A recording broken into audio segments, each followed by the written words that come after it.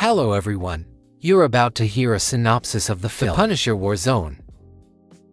Enjoy. Billy Pretty Boy Russotti arrives at his boss Keaton's party. The gangster hates it when anyone touches his face. Even when talking to the boss, he can't take his eyes off his reflection in the mirror.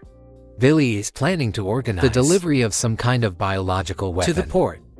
The boss thinks Billy is as much of a complete weirdo as his brother, who's been moping around in a mental hospital. Frank Castle arrives at the party, uninvited, and takes out the guard. The Punisher turns off the lights and appears before the guests with fire.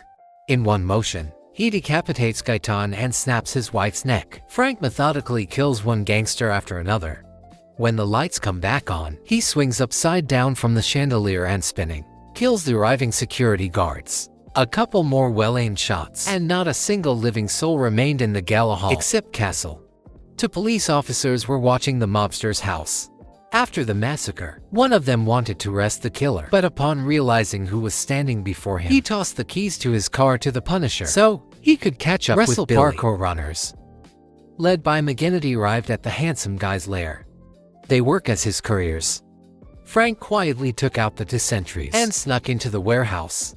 Then, unknowingly, he killed FBI agent Donatelli, who had infiltrated Billy's gang. Handsome ran toward the sound of the gunshot and, after a brief scuffle, fell into a glass crusher. Castle set the mechanism in motion. The gangster spun in a whirlwind of exploding bottles and began screaming in pain. Backup arrived, forcing Castle to retreat. The Punisher discovered a wiretap on the agent and only then realized he'd killed a good guy. His colleagues arrived and arrested all the gang members. Having done the job, Frank returned to his lair through the subway tunnel. FBI agents discovered a piece of flesh named Billy among the shards. The mobster was still breathing, and like Agent Donatelli, his wife and young daughter were crying over his grave. Castle also showed up at the funeral. The black agent Budiansky promised the widow that he would get her husband's killer, as they had once been partners. Frank himself bent over the grave of his wife and child. Budiansky arrived at the police station. The agent was outraged. This Avenger has been doing whatever he wants for 4 years, and the cops are doing nothing to catch him. The Punisher's department, one thing, can accommodate one more person. Room 12 in the basement. Budiansky was sent to the basement. Martin Soap, the only one working on the Punisher's case, was previously exiled there. The man had been following Castle for the past 5 years. Frank used to be a special forces instructor and a simple family man, but one day during a picnic, the family unwittingly witnessed a mass execution. They were also shot. Only Frank survived. And since then, he's been destroying all the crime families in New York. It turns out that this entire vast archive is dedicated exclusively to the Punisher's murders. Castle was visited by Micro, his ally and weapons supplier. The Punisher is planning to retire for killing an innocent man who was just doing his job. Handsome Billy was released, although he was lucky to survive. His entire face is wrapped in bandages. The gangster consulted the best plastic surgeon in New York. Your facial muscles, tendons, bone structure, everything was destroyed. Come on, take off the bandage quickly. Good. Billy was still optimistic, but his underling Inco vomited when he saw his boss's face. The surgeon used polymers, titanium plates, and even a bit of horsehide. Billy was dissatisfied with his work, so he left a negative review in the form of scissors. In his brain, the handsome man plans to deal with Frank Castle first, and his crazy brother Jimmy will help him with this. By the way, Billy is no longer Billy. From now on, call me Hacksaw. Crazy Jim is chained to his bed, hand and foot. He is constantly tranquilized and spoon-fed. Who's there, Dr. Bassner? Open up. Surprisingly, Crazy Jimmy even liked his brother's new appearance. Hacksaw ordered the release of all the patients from the mental hospital, and his little brother will now have some fun with this fat doctor. The cannibal is going to eat his kidneys. Frank is tormented by remorse. He visited Agent Donatelli's house. The widow immediately pointed a gun at the intruder. The woman realized that in front of her was her husband's killer. He brought a bag of money here. The Punisher was ready to take a bullet, but Angela never pulled the trigger. She also refused to take the money. The gang showed up at the hotel. The mobster glanced in the mirror out of habit, forgetting that he was no longer a handsome man. Jimmy promised his brother he'd never see his reflection again and started smashing mirrors with his own body. Hacksaw tried to do business with a guy from Eastern Europe, but when he was told to go to hell, the gangster slit his throat. His friend proved more accommodating. Krista would deliver biological weapons to the port to sell them to the Arabs. Hacksaw asked for $12 million for his mediation. Castle stopped by the micromanager's house and announced his intention to retire and disappear. But the Punisher didn't take into account that handsome Billy would want to deal with the rats. He would cut Donatello's widow into pieces. Frank agreed he had to finish what he started. The gangsters had just visited Clee. Frank didn't know this. He was going to contact the handsome guy through the leader of the parkour gang. Frank took out another Yumikasa and shot Mejanidi in the knees. He fell from the roof and began begging Castle not to kill him. He readily revealed that the mobster had gone to Angela. Budiansky and Martin were also tracking the parkour guys. They saw Castle execute Mejanidi. Meanwhile, the gangsters broke into Angela's house. The handsome guy handed over all his money to an agent right before the raid and believes it's now stored there. Budiansky pulled a gun on the Punisher but was immediately beaten up and left without a weapon. However, the bald guy wasn't going to leave that easily. Castle had to smash his head in the car window and push him a bit into a puddle. But the persistent cop still managed to handcuff himself. To Castle, the bandits ransacked the house, but never found the money. Two patrolmen pulled up a deranged Jim opened the door. He started beating the cop with a baseball bat. His partner was stabbed to death by Ink. The bandits searched the entire house. Angela only just admitted they had a safe upstairs and gave him the combination. Budiansky drove up to the house. Castle offered to help, but the agent ordered Martin to take him to the police station. He's going to act alone. Let me out. Extract information, but letting you go, okay? The FBI agent had to immediately throw away his gun because the bandits were holding the family at gunpoint. Meanwhile, the hacksaw opened the safe and flew into a rage when he saw it was empty. Someone broke a window. Ink went to check and was killed by the Punisher with one blow. Budiansky disarmed the pizza guy. The Punisher simply blew his head off with a sawed-off shotgun and then took off with his family. The brothers opened fire on the bald one. Martin came to his rescue.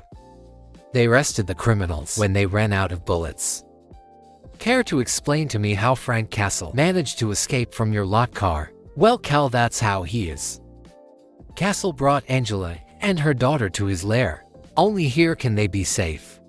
Grace opened the drawer and found Frank's personal belongings as well as those of his daughter and wife. The Thub brothers were taken to the police station. Senior Agent Miller also showed up. A biological weapon delivery was scheduled for today, and only the handsome man knows where it will take place. The mobster demanded freedom and money, otherwise half of New York will die today. The FBI agent made a deal. As soon as the brothers saw the poison, the police and the FBI descended on the place. Miller turned out to be a cool guy. He not only left the brothers $12 million, but also provided the dossier on Micro. This was another condition of the deal. Castle ordered his trusted thug, Carlos, to watch the family while he headed home to Micro. But the Merry brothers beat him to it. Micro was tied up in their back seat. Castle discovered his house in disarray and his mother dead, with only the left side of her head remaining. The thugs also found the Punisher's lair. Crazy Jim hacked Carlos to death with an axe, leaving no one to protect the mother and daughter. The Punisher was late again. A note was pinned to Carlos. Hacksaw would exchange his life for the lives of the hostages. The Punisher finished off his comrade to spare him from suffering and showed up at the church. There he met Budiansky. Frank learned that the gangster had complete immunity, so the police wouldn't help them. But Budiansky could defy the system and save his partner's family. Hacksaw needs an army. He visited everyone the Punisher had offended, visited the black guys in the ghetto, talked to the Triad guys, and then treated the bald-headed Irishman to beer. 3 armed groups showed up at the hotel of crime boss. Frank is slow, but he was armed and very dangerous. Budiansky asked Martin to help him in the Punisher. The two of them went to Tiberius Christ's father. The man probably wants revenge on the bastard who put his son in prison for life. 3 armies are preparing to hold the defense in one building for this. They have a very serious arsenal of weapons. Hacksaw is holding hostages in a former sauna. Tiberius's men have not arrived empty-handed either. Who is this old man, Christ's father? A nationalistic maniac. The man collected the Asian man, who also came for the Punisher's head, and they let him in. Frank decided to take pity on Budiansky, so he knocked him out. The last gang pulled out Kalashnikovs and opened fire on the Chinese with all their weapons. The Punisher waited a bit and then jumped into the hotel from the neighboring building. This floor was occupied by Nazis. Frank methodically peppered them with bullets. One of them managed to wound the Punisher in the back. The man caught his breath and killed the rest of the two-man barrack gang. That's how he managed to climb up one floor. There behind the wall, the ghetto guys were waiting for him. Crazy Jimmy realized they were uncovered and ran to deal with Frank himself. Another gang of black bandos was waiting for the Punisher around the corner, but he pretended not to notice them. But Jimmy pounced on him like a rabid monkey. The madman bit Frank and knocked his gun away. The cannibal promised to bite off his dick, but instead sank his teeth into his neck. The Punisher shook off his little self and began smashing toilet stalls with it. He hurled shrapnel at the enemy and ran back to his brother. Unfortunately, Castle couldn't do anything clever. Jimmy put a gun to Grace's head. The Punisher was forced to drop his gun. Hacksaw picked up the pistol and emptied all but one bullet into the Punisher. He handed the gun back to Frank, offering to kill either Micro or Grace. The gangster would let the other hostage go. Frank, she's a kid, shoot me. Frank aimed at his friend, but abruptly turned the gun and finished off Jimmy. Hacksaw shot Micro, but only him because Castle was already there, and began beating the villain with his bare hands. Frank took the time to release the hostages, then continued his execution. He speared the handsome man, and then burned him alive. In short, all the good guys survived except Micro. Budiansky asked Frank to leave. He wouldn't arrest him. Angela finally forgave the killer. After all, even her late husband claimed the Punisher was a good man. Martin wanted to buy Frank a beer, but didn't notice him disappear. I'm not a fan of deadly fights. Frank, some thud, pulled a gun on Martin and demanded his wallet. It's still too early for the Punisher to retire. Well, now that's great.